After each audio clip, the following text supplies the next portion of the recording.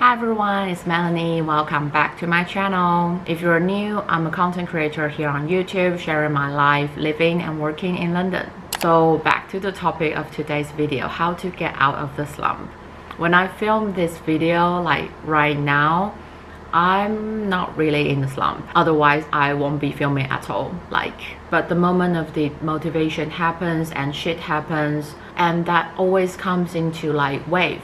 It happens from time to time, and that makes me want to create this video. Or it might be also because of seasonal depression. The winter here in Europe is just so dark and long, but now it's actually spring, a lot of sunshine, and me being able to go back to Taiwan to visit my family really helps a lot to boost my energy. So I really feel like in a really good shape right now. But if you click into this video, you might be in slump or feeling stressed, have some pressure in life, not productive, feeling a bit of tired, having no direction, or you could be just fine and you're curious about this video.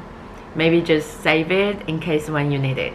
We all have stress, right? As an adult, I have work stress, obviously, and sometimes financial stress. Sometimes I have stressed about whether I can accomplish my goals, those like milestone goals that need long-term work. Sometimes it's just a little bit of negative happen in workspace.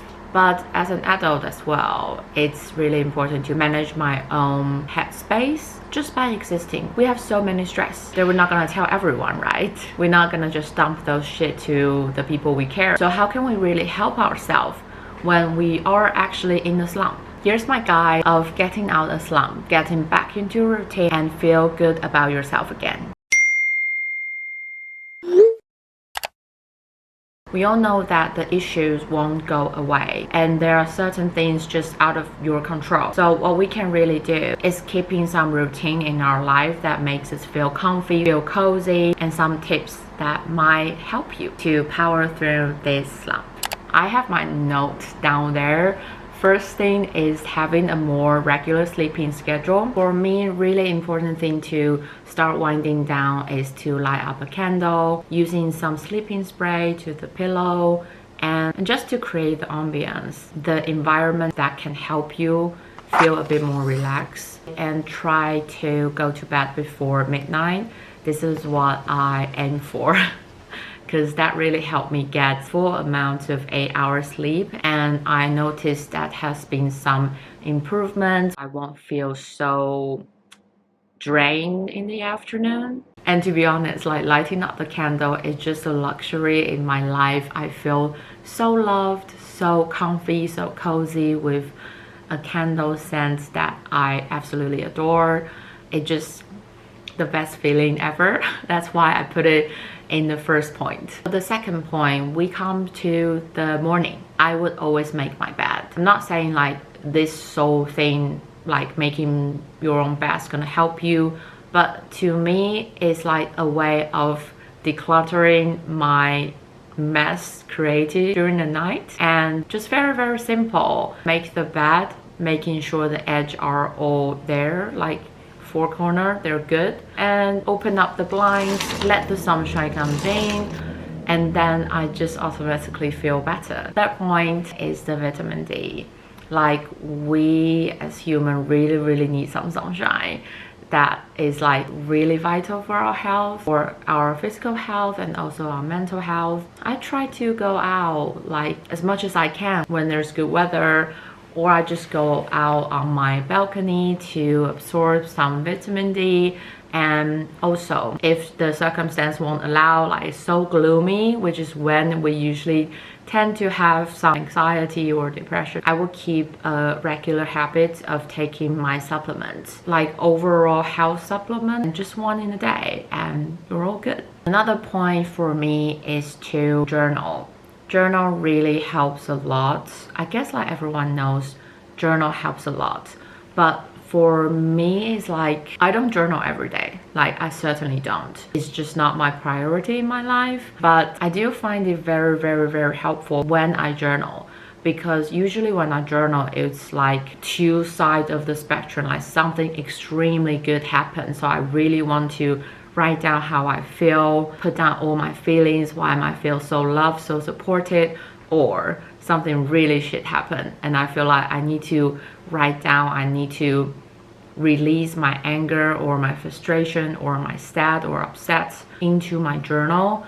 Like by writing it down, it actually helps you to calm down in the process. You do have to explain what happened when you journal. So it's like you relive that moment. So you kind of have this opportunity to reflect on what had happened and how you really feel about it. That can change the whole subjective feeling on that certain thing. Sometimes when I journal, I find myself way more conscious about things and have a more clear picture of what has happened, I guess. I do really recommend journaling. It can help me like realize what those emotions are and why are those emotions emerge. Like I think that's really important for us to understand our feeling and where does it come from, because if sometimes I know exactly why I feel sad and then it's more clearer that what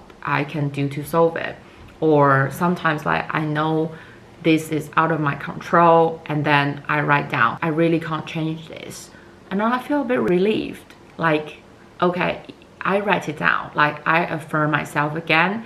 So I just feel like putting that burden away. Yeah, just sharing with you guys how journal has helped me in that way. In terms of journaling, I would also do gratitude journal. It's like very simple. It's a really good practice because it helped me see what kind of lucky and happy and privileged life I have right now. Because if I don't do gratitude journal, I wouldn't really be mindful about all the good things happening to me. And it's quite interesting that I see people on internet sharing their gratitude, and I feel quite intrigued by their mindfulness in life. And I was like, when I start doing gratitude, I was so ungrateful. Like I would never feel grateful for the air that I breathe, the food that I have, just such simple thing in life. I would never feel appreciated for those things because I literally take them all for granted. But then I feel like once I start this practice, everything has become crystal clear. Like have a great weather, having been able to cook delicious and healthy meals, have a stable job that can support me, have a very good manager who's very supportive and on top of my success, have really good relation with my family, have deep relationship with my friends, and have such a supportive boyfriend.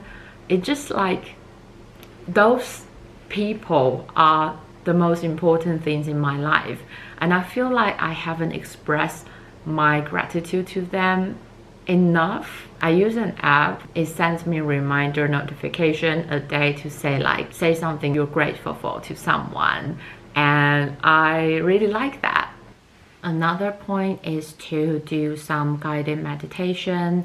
I was never really into meditation until this year, because before I just can never sit down and slow down to feel my breath and to feel like doing nothing and meditate to clear out my mind. That's just like not possible for me. But then at the beginning of this year, I start to grow into meditation, and I do like guided meditation or guided manifestation. By the voices, you really surround yourself in that environment and everything becomes so quiet.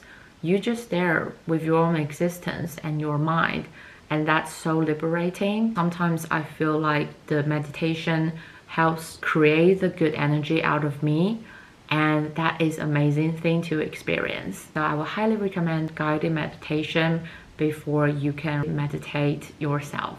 And another point is to having deep conversation. When you're in emotional breakdown, it's very easy to just snowballing your negative emotions and feelings, and then you feel even worse. That's really common, and sometimes things aren't that bad, or it could be just viewed in a different perspective. It's just like when you're stuck in it, you kind of just like reinforcing the negativity to yourself. And to me, it's very important to have conversation because growing up, I'm not really that good at expressing myself, which I always wanted to. And I guess that's why I put so much effort into my relationships after becoming an adult. So I communicate a lot with my boyfriend, my friends, and now even my family. So it's really good to have those deep conversations, sharing how vulnerable I am, sharing my feelings towards certain things in my life, and then I'm able to hear their viewpoint. And sometimes it's really good to hear some advice and to know how to shift from another energy, because they could have like really constructive feedback and tips that can help me getting out of the slump. And that usually helped me the most, because after talking to them, it's almost like lifted like 30% of the emotional burden, I would say. Usually they can comfort you, they can give some really useful advice, or they can just show up for you and makes you feel loved and supported. And that's actually what that matters, right? I also have regular therapy that really helped me immensely. My therapist knows me and knows my thinking pattern. She knows where I'm coming from, so it's really good to have like structured way of discussion, why something happened and I reacted in a certain way, and then we can go back to discuss my behavioral pattern and how I can shift that energy. It's all inner work. We can never change anyone else. The only one we can change is ourselves. It's been so good sharing and learning through therapy. And then the next point is really just going out. Sometimes I feel a bit like low, and then I realize it's because I haven't been out much. I'm the person who's really outgoing. I like to go out and I like to explore. Going to new places gives me like a extra excitement about my life, because I'm experiencing something new, something I've never seen before. It could be very simple, like go to a cafe I've never been to, go to see a new play, add a little fun in your life. Also, I would suggest you go to nature, go to the beach, go to a walk in the park. You feel the nature and it's like so easy, like naturally healing you. That will definitely calm you down. And then another point is to spend quality time with your loved ones. Just spend some time with the person you feel comfortable with, even when you're in a low emotion, low energy, and that person can catch you, like can be around you, and you will feel safe, creating a safe space for yourself. If you don't have that person, be your own person and be easy on yourself. Next point is to understand your menstrual cycle, whether if it's PMS or follicular. I think the word is follicular, when you're feeling most productive throughout the cycle. I'm not expert, which is a bit embarrassed to say. I'm not really sure about the cycle thing. You go into ovulating phase, the time you feel great about yourself, about the world. During your PMS, you might feel a bit sensitive, feeling down, easy to be irritated. And then during the actual period time, it's like pamper time. Give yourself grace. You need rest because you're losing blood and it's just easy to feel down. And then you'll be the follicular phase, when you feel the most creative, productive, on top of the world. Be aware of your cycle and to know like sometimes you do need to give yourself a rest. And then it's my final point. When you want to do nothing, allow yourself to. I mean, literally allow yourself. When you're in a low state of mind, really don't push yourself to do anything, make any important decisions, or say anything you might regret later. Like me before 25, I was pushing the limits. I always show up. I do my best in pursuing my career, contribute to relationship and family a lot. But now I really switched my perspective. You can always show up, you can always be productive, you can always put so much input, but does that really mean show up for yourself? Learn to accept that you do need some rest sometime. Think about it. When you rest, your body is still doing so much work, like you're breathing, your heart's beating, you're existing, and that's incredible. Everything has its cycle. This slump won't be forever. So when you really feel like doing nothing, allow yourself just like lying on the couch, be a potato, get plenty of sleep, do some pampering treatment, and when you're fully rested, you will feel fully recharged to be able to get back into things and put you 100% into it. I think one thing I learned about smart resting is that I used to really push myself so hard, and then my body bounced, so I got sick, and then I was forced into lying on the bed, which I'm not willing to. But now I'm getting a bit more mature, I don't know, but now I feel like I know my body more. When does it need to rest? When do I feel stressed out? And then I might be irritated. I might be in a low energy mode. So yeah, just like our phone, we care about our phone battery so much. We need to also take care about our own battery, like our mental health, like our physical health. They're so important. So all of the above help me a lot and impact the way I deal with stress. I do want to remind you that don't do them all. Those tips are not meant for doing all at once. Be selective, listen to what your heart wants to do, tuning into your body and your mind. What are they telling you? Maybe you don't want to light up a candle, and that's okay. Try 1 or 2 points. Don't exhaust yourself. You're already feeling low, so you wouldn't want to like being drained out further. Like personally, I need to be in a really high mode to want to working out.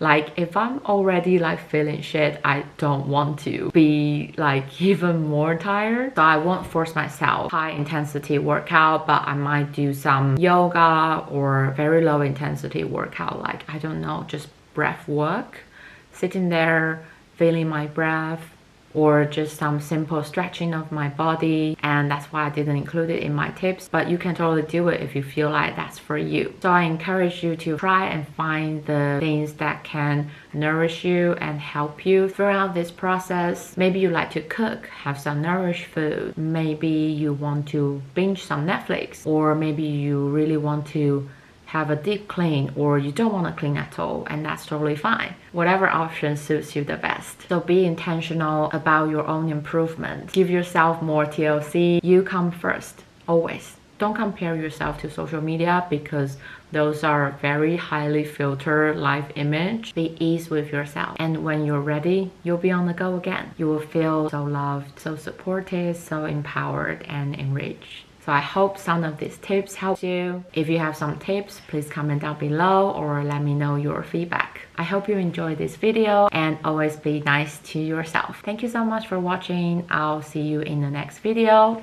Bye!